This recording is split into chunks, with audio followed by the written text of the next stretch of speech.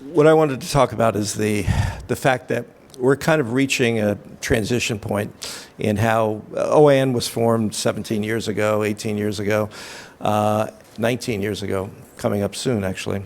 And its purpose was to deal with patent risk in an environment that was very different than the environment we're in now. You had lots of rhetoric, lots of issues about a monolithic threat. Microsoft was that monolithic threat. It was easy to kind of bring people together around the notion that this threat represents a potential subluxation that could slow or stall the progress of Linux and open source. And so the kernel and a bunch of other code was included, 1,100 packages that created the patent no-fly zone that was established at the outset to deal with the fact that that Microsoft was that monolithic threat by its own design. And I don't think there's a lot of controversy about that. There's limited adoption of GPLv3.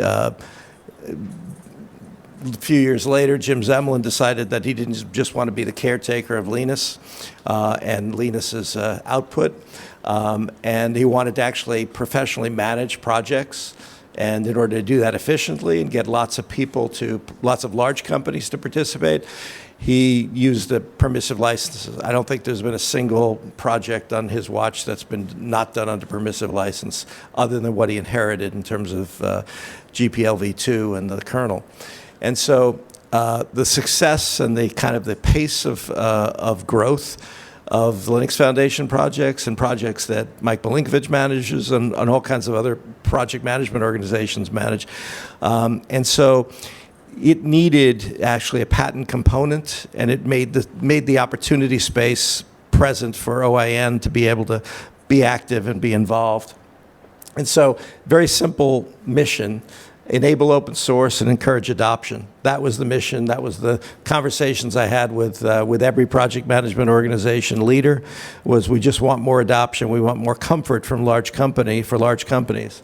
And so you had an entity formed to deal with the issue. Is uncharacteristic and probably difficult to repeat in that OAN is has the ability to change the scope of the license to deal without the approval of the licensee. There's no successful license that's ever existed with that premise. And so, but that was necessary in order to be able to support the growth. I don't think it was ever anticipated that open source would grow in the way that it has. But we were prepared, because of the model that we had, to be able to continue to expand the scope of the cross-license. And that's been, again, companies have come in that additional companies like Toyota and Google to be able to support their platforms, their project activity. And for obviously Google has lots of internally developed projects, some of which, like Kubernetes, it gifts to organizations to be able to manage and build around, and others are curated, like Android and Chrome. OAN has, at this point, close to 4,000 companies.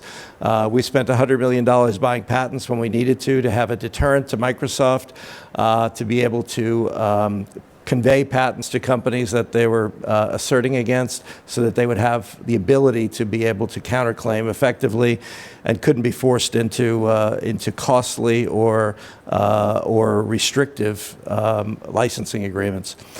3,600 packages are in there now. There'll be well over 4,000 in about 3 months when the next update, which is Table 12, comes out. The table development activity and what goes into the Linux system definition is done in collaboration with the community. There are about 20 plus technical advisory council members that just come from ordinary licensees that don't pay anything.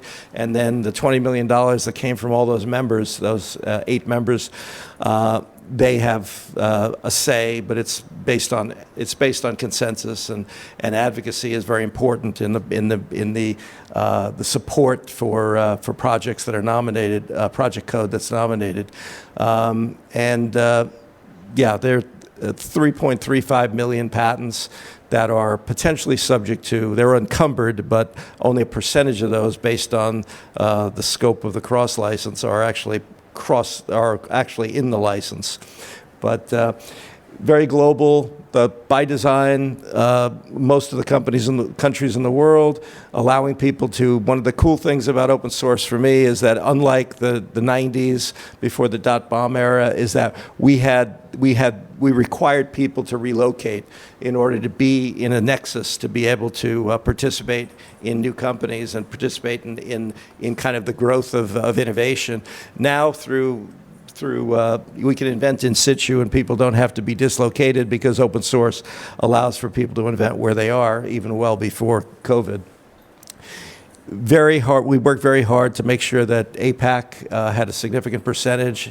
Growth in China has been amazing in the last 7 years, as Chinese companies have really started to understand fully the benefits of open source. Obviously, Japan was first, Korea close behind, and then in terms of Asia, and then China, Greater China. So it's very global. We talk to all of the major project management organizations in the world. This is just a handful that we maintain regular dialogue with, and we, again, vet nominations. We get thousands of nominations some years, and we're very close to, in May, we'll be announcing the expansion, again, which will take us well over 4,000 packages. This is just an example for banking and financial services. You know, there are many projects that are involved. There's lots of technology that we list elsewhere, but it's all support. Much of it is supportive, certainly like Kubernetes and everything that comes out of CNCF. Usually there's support for in the banking community. The banking community I highlight because, and this is just an example of the kinds of companies that are in the community. Most of the companies in the world are part of this community, and some are becoming members, like the energy companies and others who are just getting starting to utilize open source in a more significant way. Banks for a long time have had relationships with open source through companies like IBM. But there's been an interesting transition, and I see the same transition, a very similar transition in the automobile space. Car companies had, like banks, had gotten used to eating their food pre-chewed, and they developed this dependency. And I see a tension developing between tier one suppliers and automakers over the last 5 years, and more recently between traditional systems integration companies and proprietary software providers and banks, which now have record numbers of recs out for people who are working in, have the ability to be able to support the open source designs of these entities. And so banks, insurance companies are utilizing record amounts of open source, and a lot of the crown jewels in what CNCF is the most successful project to launch in the last 8 years. It's clearly the Linux Foundation's crown jewel, and a number of the technologies like Kubernetes and Docker that are in CNCF are being made the subject of litigation by non-practicing entities. We had a period where operating company risk, clearly that threat with Microsoft and a number of other companies, before they recognized their interdependency and their need for open source, they were antagonistic to the notion, and were not averse to using their patents to slow or stall the progress of Linux. The world has shifted so that the patents that are unfortunately were in the portfolios of many large operating companies that are now have a healthier relationship with open source. Many of those patents have been sold to non-practicing entities.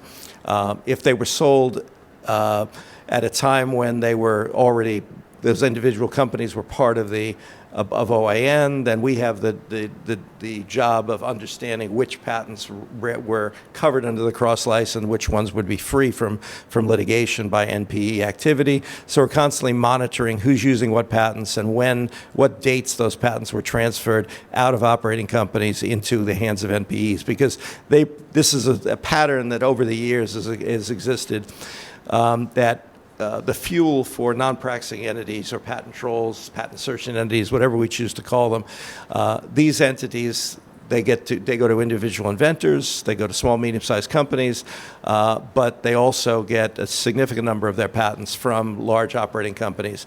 And these are usually very well-groomed patents. With individual inventors, you don't always know what you're getting in terms of family development, but when you've got the expertise of very large companies that have been growing portfolios for many, many years, you tend to have a higher quality family development activity.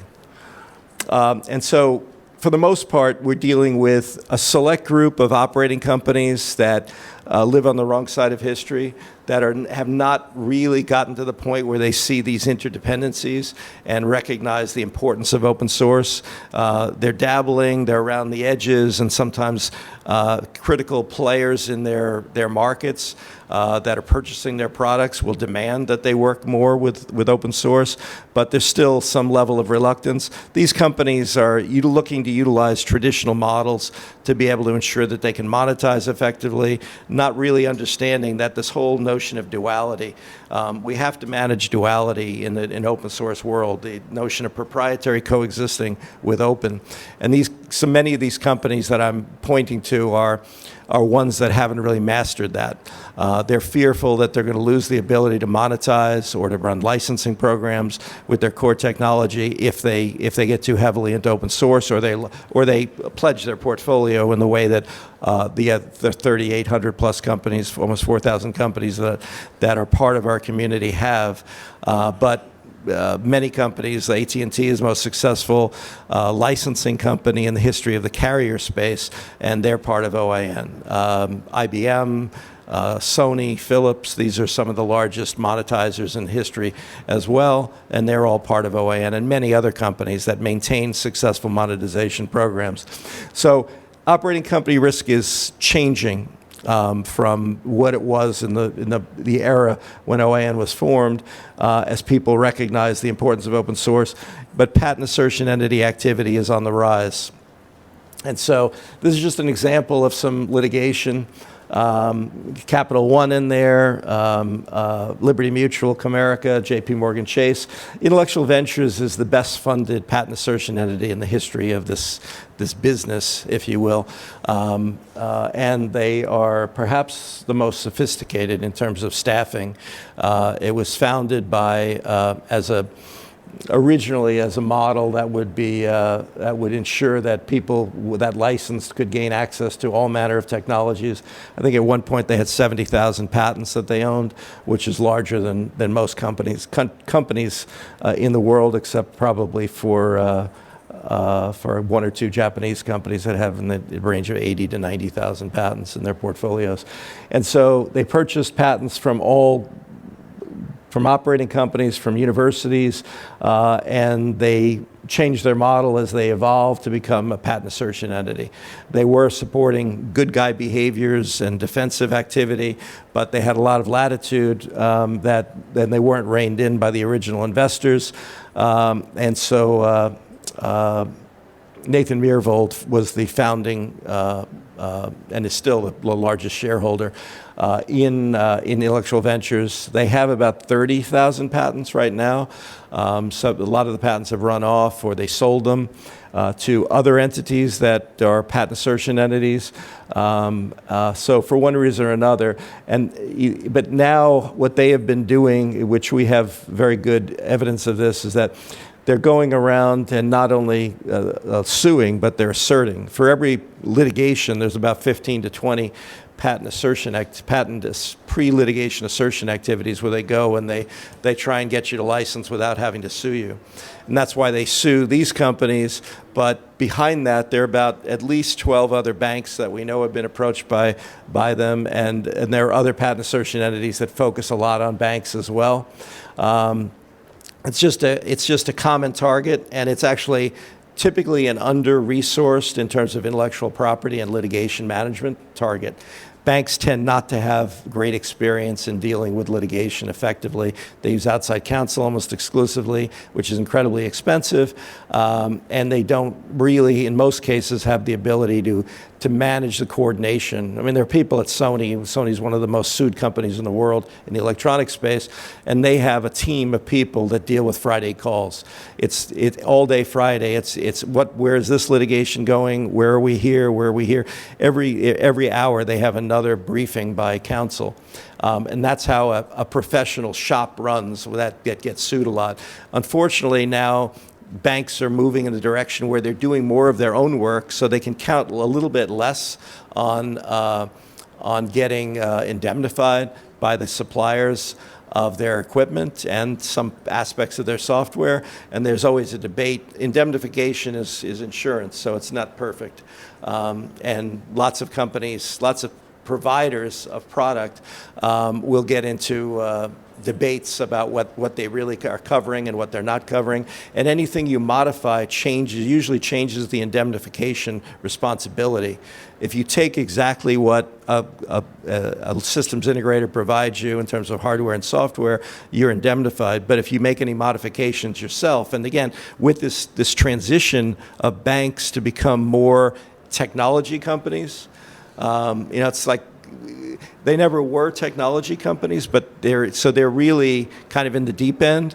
But if you look at my analogy, the auto sector, I mean, Toyota and Daimler, Mercedes, truly were technology companies, technology leaders, and not all auto companies have been in that category, but those were two really significant companies that are reclaiming their technology chops. This is not the case here, where this is the deep end of the pool. This is a transition for banks, insurance companies to start utilizing technology and developing around platforms that they may purchase from third parties. And it's a challenging thing because it's breaking their indemnification benefits. And so you get the control over your innovation future and your roadmap for technology development and product, but you also put yourself at greater risk. And I think there's lots of institutions are betwixt and between right now. So what we've done is recognize that we were originally designed to deal largely with operating company risk.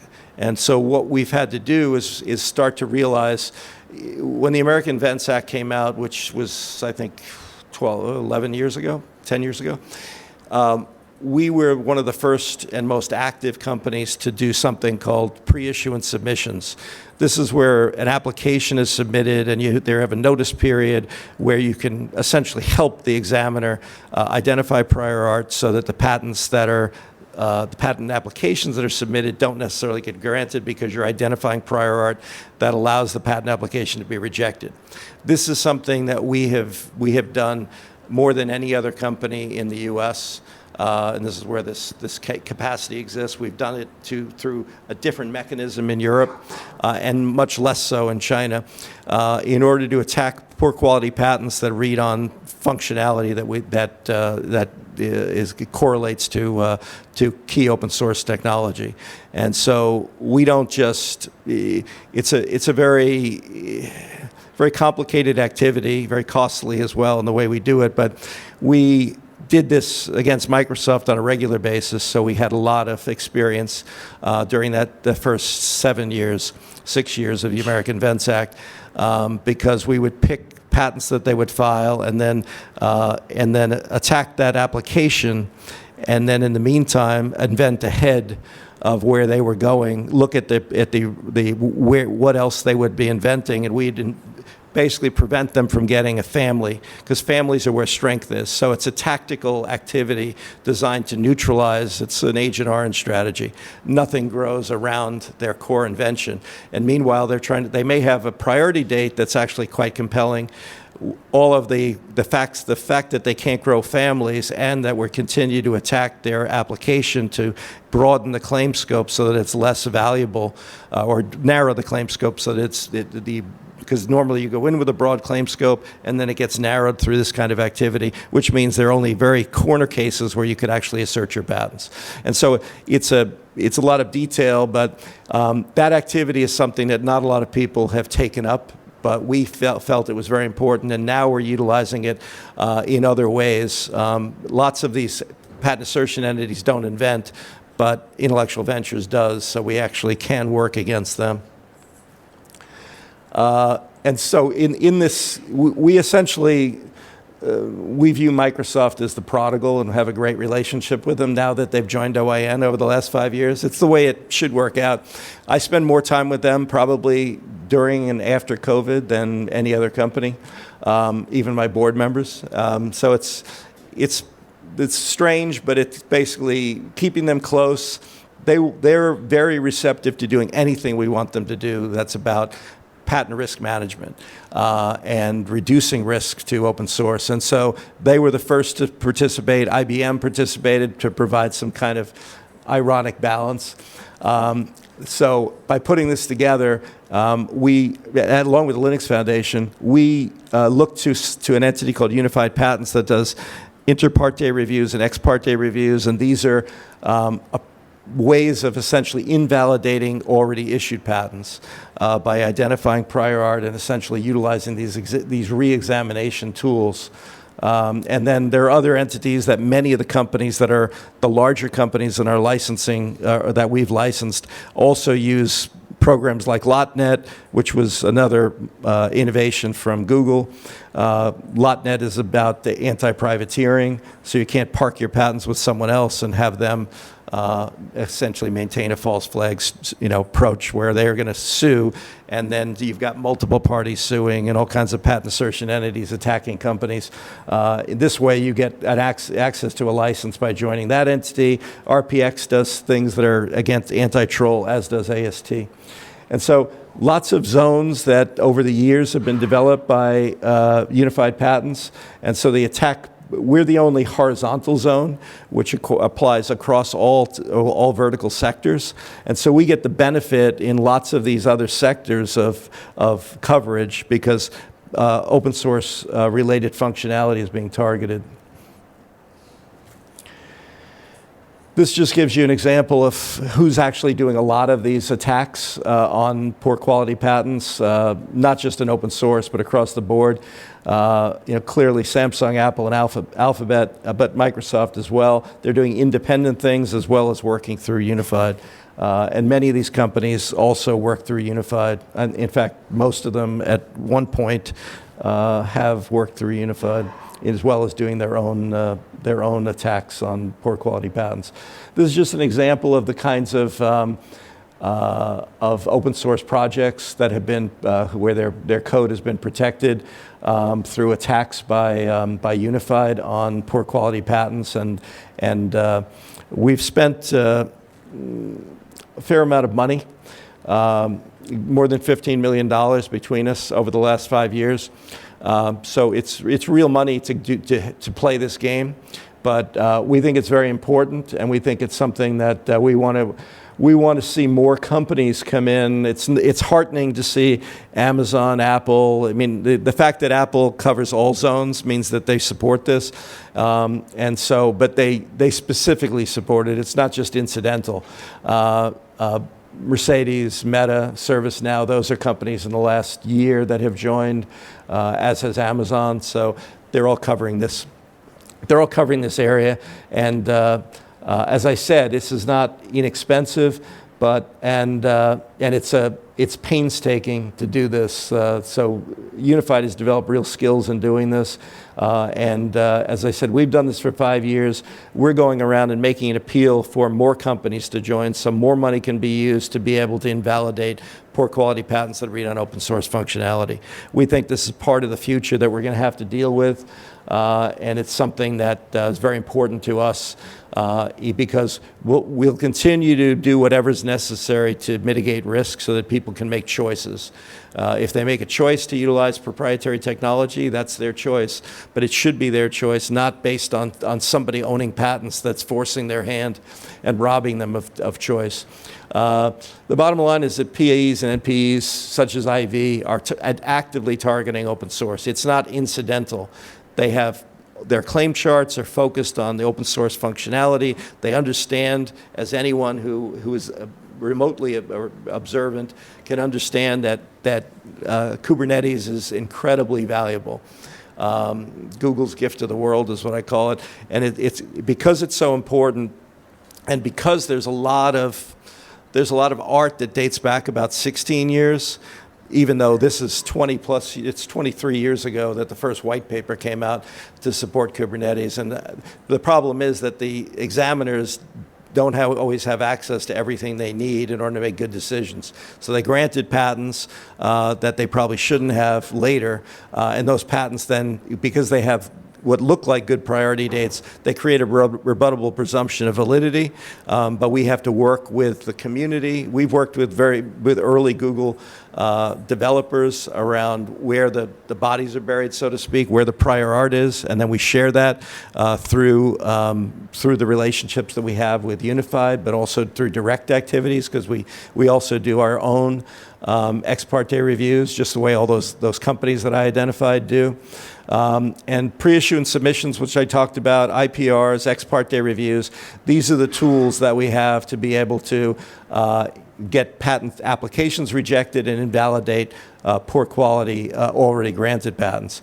The key is that the collaboration that we see every day when we're engaged in the technology activities of the open source community, there's a parallel in what's happening on the legal side. And we need more people to participate and recognize that the benefits of open source require us to actually allocate capital as corporations, particularly the large corporations that are so dependent upon open source. They need to participate side by side with OIN in supporting OIN to be able to de-risk the major projects and minor projects, but also to participate in supporting and funding the open source zone and doing their own work to be able to attack poor quality patents utilizing the same mechanisms as complements to what can be done in the open source zone at Unified, and also prior art identification. We've had great success because of who we are, because we're the whitest of white hats in this kind of crazy world. But what we'd like to see is more volunteerism, where people who understand what's going on can be notified and can be responsive. We have. We've done a good job over the years. We have like Dave Todd, who's a guy that's worked in technology in networking technology for many years. I think he's written a song about OIN. It's the community is just is wonderful to support, and I feel incredibly fortunate to have done this for the last 15 years. And the next wave of activity for me is to what we hope we'll be doing in May is launching an open source or open hardware zone to be able to deal and cross license to deal with the risks that RISC-V and other technologies on the hardware side are going to be facing from patent holders that will not prevail potentially in transitioning their models to deal in a RISC-V world. So thank you very much for the opportunity to be with you, and I think we want to help the banks in particular. So we're working very, very closely with many banking institutions to deal with risk. Thank you.